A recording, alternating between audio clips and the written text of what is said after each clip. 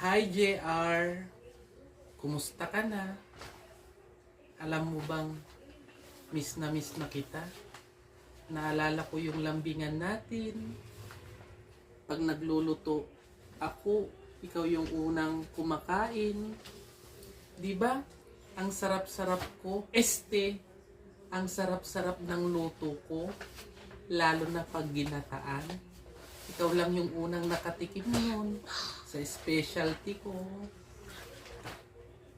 JR, iwan mo na si Mayan. Ako naman yung unang dumating sa buhay mo, di ba? Naalala mo pa yung dati? Yung ang sweet-sweet natin.